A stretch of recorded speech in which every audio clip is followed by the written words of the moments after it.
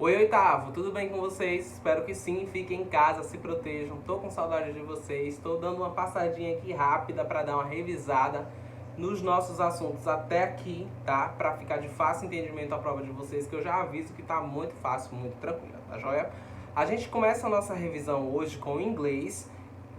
Vamos dar uma olhadinha no passado contínuo e suas formas. Forma afirmativa, forma interrogativa e forma negativa. Muito tranquilo. Em inglês também vamos ver o going to, aquele verbinho auxiliar para a gente formar frases no futuro. Agora vamos dar uma espiadinha no que a gente viu até agora com mais detalhamento. Bora lá? Então, pessoal, past continuous e o going to são os nossos assuntos da nossa avaliação. Vamos dar uma espiadinha no que é o past continuous, uma revisada. Nele, a gente precisa estar atento às regrinhas do tempo verbal, tá? Para poder a gente formar a frase com coerência e coesão, tá? Para ficar tudo certinho. Lembrando que o past continuous ele é usado para falar de ações que começaram no passado, tá? E tem ligação com o presente, que podem ou não estarem finalizadas, como os exemplos que eu vou colocar já já. Ó, nós vamos ver a forma afirmativa, tá? Essa forma afirmativa acontece de que jeito? Ela é montada da seguinte forma: a gente insere o sujeito, tá? Que pode ser um pronome ou nome de uma pessoa. A gente coloca o was ou were e colocamos o verbinho com o ing no final. Lembrando da regrinha de colocar o ing no final? Pois bem.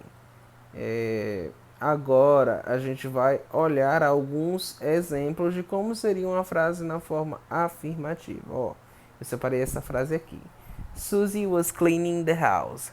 Susie é o pronome, é o sujeito, perdão, na verdade. E como é mulher e é singular, a gente usa was, tá? Se fosse plural, a gente usava were. Agora a gente vai dar uma olhadinha, tá? Na forma interrogativa, que são os nossos focos aqui. A forma interrogativa e a forma negativa do verbo. Bom, a gente coloca o verbo auxiliar, que é o was ou were, antes do sujeito, ou seja, a gente faz uma troca. A frase começava com o nome sujo, que era o sujeito da frase, agora começa com o was, tá? Vamos ver como é que vai ficar. Então, na forma afirmativa a gente colocava o sujeito, o pronome, né? Susie was cleaning the house. E já na interrogativa a gente troca eles de lugar, tá? O verbo auxiliar, que é o was, vai para o começo da frase e o sujeito da frase, que é Suzy, vai para segundo lugar e a gente repete o restante da frase. Já na forma negativa, a gente tem que colocar a frase na forma afirmativa, ou seja, sujeito mais o verbo auxiliar e o restante da frase. Porém, o que acontece? Depois do verbo auxiliar, que pode ser was ou were, a gente tem que colocar o not. Estão vendo aí? Afirmativa. Susie was cleaning the house. Interrogativa. Was Susie cleaning the house? Negativa. Susie was not cleaning the house. Agora a gente vai falar sobre o que seria o going to, tá? Que é essa expressão na língua inglesa. Vamos lá? Bom, pessoal, a gente usa o going to para falar de ações do futuro que são de certeza ou de ações planejadas, como por exemplo, quando a gente planeja fazer uma viagem. Next year I'm going to Paris. Próximo ano eu vou para Paris. Outra coisa que a gente pode planejar. If I study, I'm going to pass. Se eu estudar muito, eu vou passar de ano, né? Eu vou concluir o ano. Going to significa ações do futuro que a gente usa para dar certeza de algo, para a gente dar uma certeza de uma ação que vai acontecer, tá? Ou de algo que a gente realmente está planejando e que vai acontecer mesmo. Pronto, pessoal, essa foi a nossa revisão. Qualquer dúvida, vocês podem me chamar no privado. Peguem um número lá no grupo e chama no privado para tirar sua dúvida se você não conseguiu ainda entender algumas coisas. Como eu comentei, a prova vai estar muito fácil, então fiquem de boa, relaxem. Agora a gente vai dar uma espiadinha no que a gente viu até agora em redação. Bora lá? Em redação a gente viu a crônica, né, e suas características. Vimos o discurso citado. Dentro desse discurso citado a gente tinha o quê? O discurso direto e o discurso indireto, tá? E por último, nós vimos também o texto de campanha publicitária, que na verdade esse foi o nosso primeiro assunto, tá? Vamos dar uma espiadinha agora na nossa revisão? Agora aqui em redação a gente vai ver o que? Campanhas publicitárias, o que são as crônicas e o que é o discurso citado, começando pelas campanhas publicitárias. Bora lá? Gente, uma campanha publicitária, ela geralmente se apresenta da seguinte forma. A sua estrutura geralmente é muito feita com linguagem não verbal, ou seja, aquela linguagem que não tem muito texto escrito ou oral, tá? Ela é feita assim mais de imagens, de recursos gráficos que é para pegar a nossa atenção, né? E sua linguagem varia muito, tá? Mas ela tem que ser clara, objetiva e de acordo com a norma padrão, tá? Ou seja, bem formal, para ficar de fácil entendimento para todo mundo.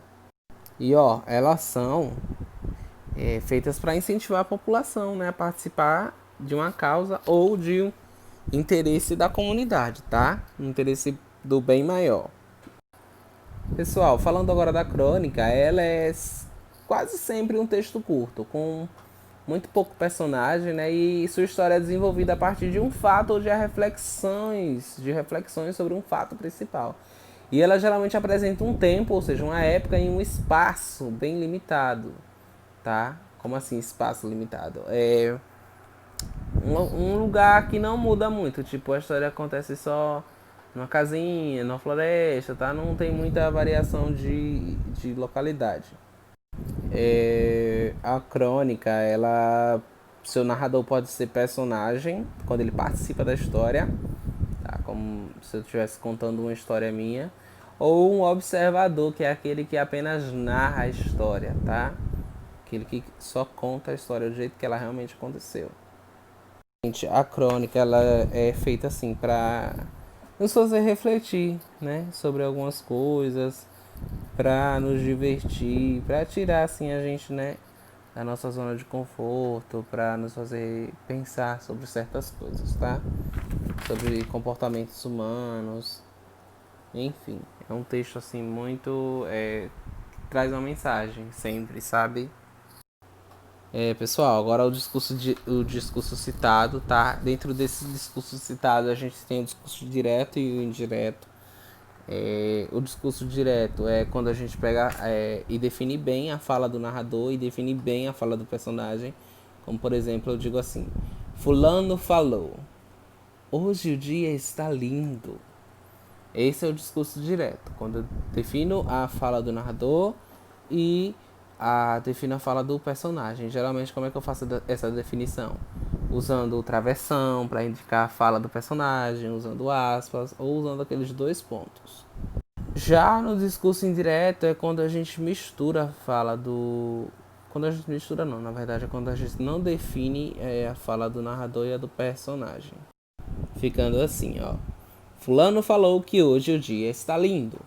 Então, eu não fiz uso de dois pontos nem de travessão para definir a fala. Eu apenas dei uma juntada nas duas frases, né?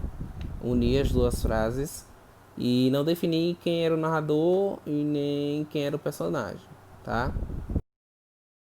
Bom, pessoal, essa foi a revisão. Qualquer dúvida já sabem, chama no privado que a gente resolve na hora, tá?